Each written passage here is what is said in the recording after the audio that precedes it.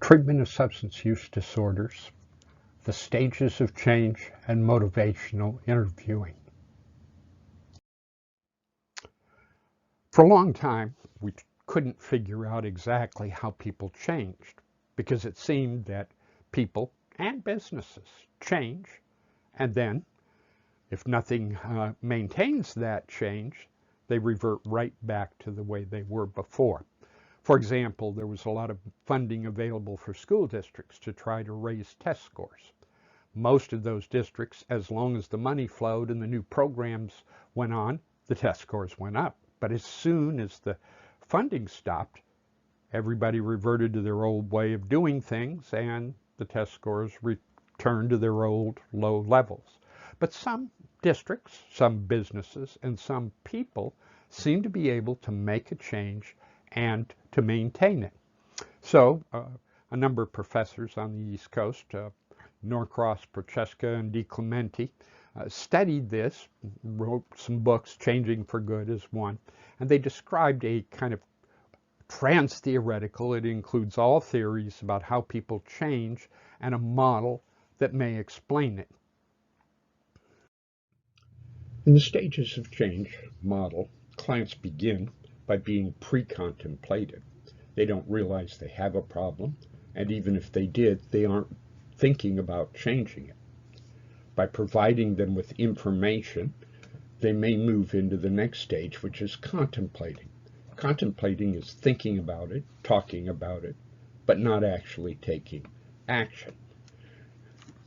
After a while, with help, the client may move into the determination or preparation stage. In substance abuse, this would be they would start attending meetings, maybe buy a book, but they haven't actually read the book or gotten a sponsor or worked any steps. After some period of time, those people who do change get into action. They begin to take steps, work the 12 steps or go to therapy. They begin to look at themselves and work on changing their behaviors. Eventually, people begin to see the results of their change. Some people, after they've stopped using, will say, well, I haven't had a drink in a month, I'm cured. Unfortunately, when they stop doing action steps, many of those people move directly into relapse. Ideally, in the stages of change model, we want people from action to move into some form of maintenance. People who stay connected to whatever helped them get better, going to 12-step meetings and working their steps, having a sponsor, seeing a counselor or therapist, or spiritual activities.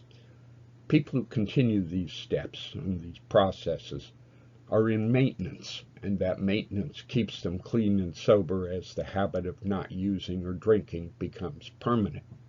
Those people who discontinue these activities frequently move from there back into relapse and may repeat the entire cycle multiple times.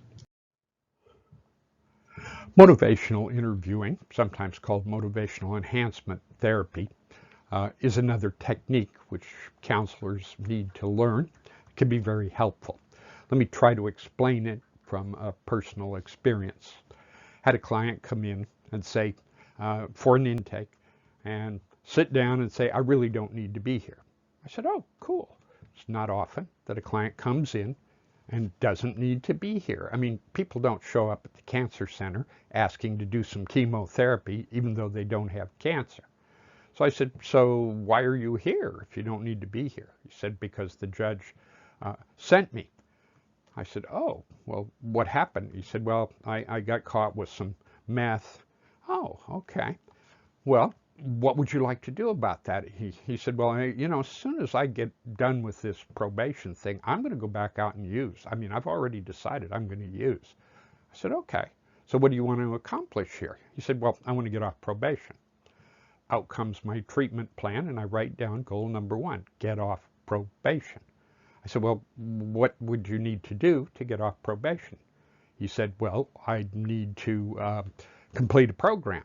I said, well, do you think you could do the program? Our program is 90 days. He said, yeah, I can do that, no problem. I said, okay. I wrote down do drug program, 90 days. I said, anything else they want you to do? He said, yeah, I'm going to have to test every week. Well, you're going to be able to do that? I said, yeah. He says, yeah. So I write it down, test at probation every week. I said, will probation care whether the tests are clean or dirty? He said, oh, yeah, they got to be clean. I said, oh, okay. So I said, can you do that? He said, yeah, I'll do that. So I write down as a goal, test clean every week. Have I told this client to do anything? No. I've simply asked him what he wants to accomplish. We've laid out a series of goals, and he's going to attempt it. Now, if he finds through the program that he relapses and uses, then we're going to have to explore that and set new goals. But whenever the counselor can get the client to set goals, and then you simply support them in those goals, treatment moves so much better. Well, in motivational interviewing, you want to explore and resolve ambivalence. That might be, what are the good things about using? What are the bad? What would be the good things about not using? What would be the bad aspects? So you want to build hope. Many of our clients don't believe that they're capable of changing. Sometimes you have to get their self-esteem back up to zero in order to for them to believe they're capable of changing, because they've been beaten down so much. Whenever possible, you want to elicit change talk. If the client says that they're going to do something out loud to another person, then they have a real stake in doing it. You don't want to confront them in a negative way, not hostile. There are some confrontation techniques that can be done just to point things out, but never to try to force them to agree with you or do something. Sometimes them recognizing they have a disorder or a disease can be empowering, but you want to avoid labeling them as bad people, defective, drug addicts. What do you expect? And especially the counselor wants to avoid getting into arguments with the client. They're not productive for you, and they only make the client dig their heels in and resist what you're trying to get them to do. In motivational interviewing, there are some traps the counselor has to avoid. One is the question answer. You ask a question, they give you an answer. You ask another question, back and forth like the ping pong. Confrontation. Well, you really need to quit drinking. No, I'm not that. Mine is not that bad. The yes, but. Yes, I do, but now is not the time. No, but, those answers. It's also difficult. It's a challenge, I think, for most counselors to avoid the expert role. Yes, we can be guides to recovery land, kind of tour directors, but the client is the expert on their life, and they know what they've been through and what they have to do. We want to avoid labeling them with pejorative kinds of, negative kinds of labels. Avoiding a premature focus, like they should be all clean and recovered within a week, stop using drugs, get a new job, move into a new apartment, start a new romance, and go back to school and get a degree. Yeah, let's get that done by Friday. And it's very important not to make people feel worse about themselves. That blame, shame kind of system only makes it harder for people to recover. Some other principles of motivational interviewing. You want to express empathy. Empathy is not feeling sorry for them. That's sympathy. Empathy is being able to put yourself in their shoes and see it from their point of view. But expressing empathy doesn't necessarily mean that since you accept them as a person, you agree with everything they're doing or saying. You want to help them develop the discrepancies. They say they want to stop drinking, but they stop by the bar to say hello to their friends every night after work, because without going to the bar, they won't have any friends. And how is that working? You want to roll with the resistance as the counselor. Resistance is normal. It's part of the process of change. And you want to support what we call self-efficacy, the client's belief that if they try, they can change. Counselors need to develop influencing skills. And I've learned over the time I've been doing this work that it's kind of like a dance. You can't learn all the steps to the dance from an instruction booklet or watching a video. You have to get up and practice them. Sometimes we take a step and we step on a client's toes and we back off. But some of the influencing skills that you need to learn and then to practice to become proficient at. One is interpretation, trying to find meaning in what they're saying. Normalizing. Many people think they're unique and different when in fact what they're going through is probably pretty typical for where they're at in life and the experiences they've had. Providing some context. If you look at the picture here, we've got people in different parts of their life possibly.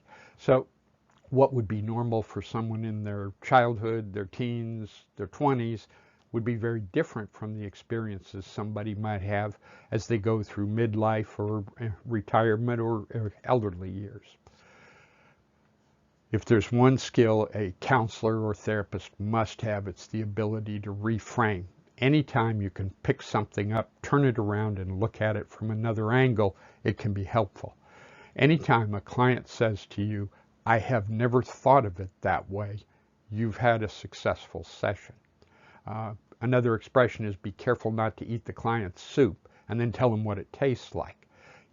Sometimes we want to do the growing for the client, but growth can come from the process of struggling. So trying to make it too easy for them can sometimes interfere with their ability to believe they can do it without you. Some more influencing skills can include confrontation, and this is appropriate confrontation, pointing out discrepancies within the client's statements, between the statements and the behavior, and you should always look for clients' strengths versus their weaknesses. Strengths can always be built on, but sometimes weaknesses are strengths that just haven't been developed yet. And you want to look at the differences, the discrepancies between client statements versus what you see in their appearance and their behavior.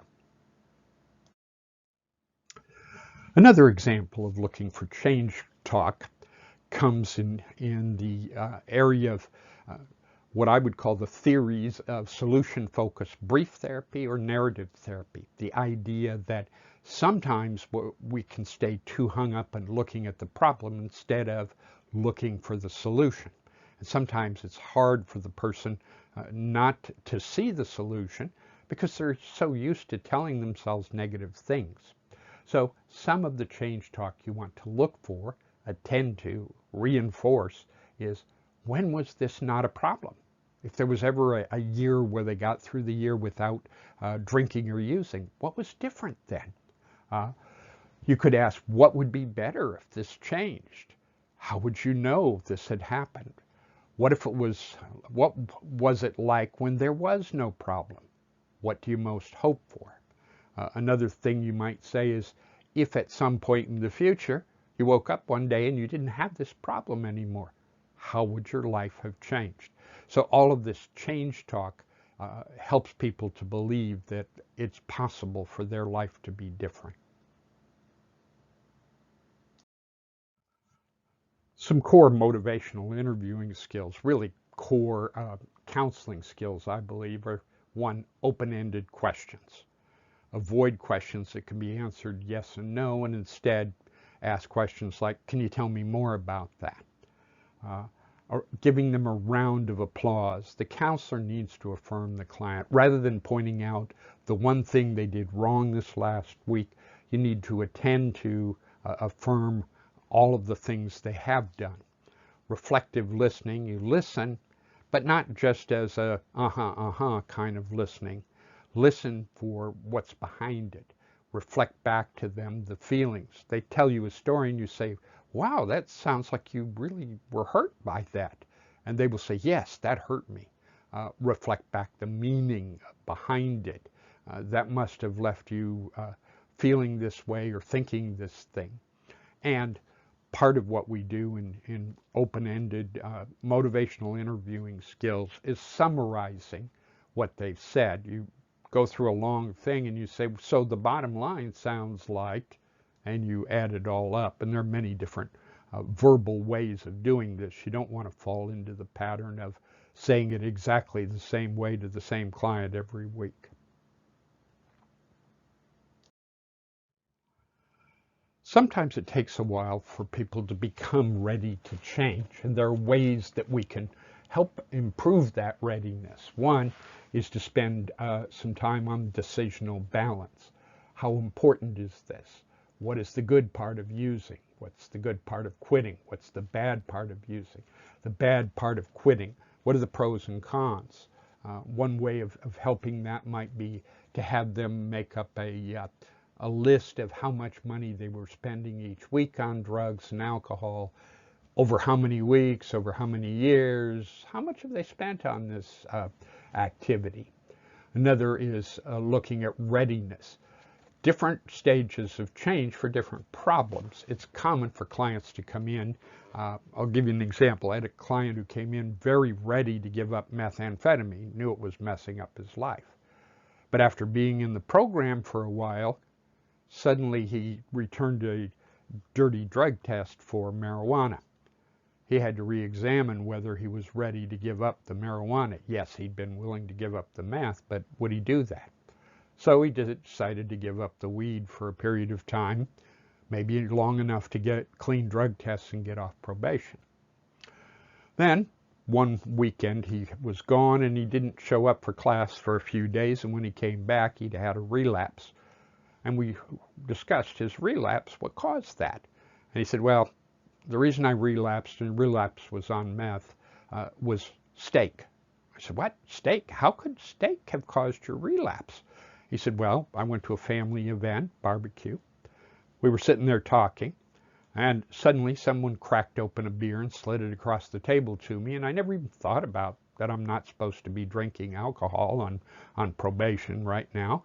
I just had it, and I had another, and then I was feeling really groggy, and I went right down the street to my dealer, and I got some meth and to take the edge off, and that started a multi-day run. So I said, well, what do you want to do about that? And at that point, we were able to restart his program. He couldn't, there had to be consequences, but we restarted it for another 90 days. He said, well, what I think I should do is give up alcohol also. So we added that alcohol to his treatment program. A few weeks later, he came into group and he announced to the group, hey, I've quit smoking cigarettes. And I said, wait a minute, that's not on your treatment plan. I'm not sure you're allowed to do that. He said, yeah. I said, well, why are you giving up cigarettes? And he said, because I noticed every morning when I have my coffee and I take that lighter out and I flick it to light my cigarette, and I smell that lighter fluid, I want to go smoke that crack pipe, just something fierce. See, here he was in different stages of change for different problems and gradually worked his way through the stages of change, adding more things to the list of substances and activities he wanted to give up. Another thing that you can do to help people work on their readiness to change is this problem you're dealing with, the meth use, the drinking, whatever. How important on a scale of 0 to 10 would it be, or 0 to 100 would it be to change? And then second, how confident are you that you could do this? By doing this on a regular basis, weekly or whatever, you get an idea of whether the client is making progress towards stopping and whether they're becoming more confident that they can stay stopped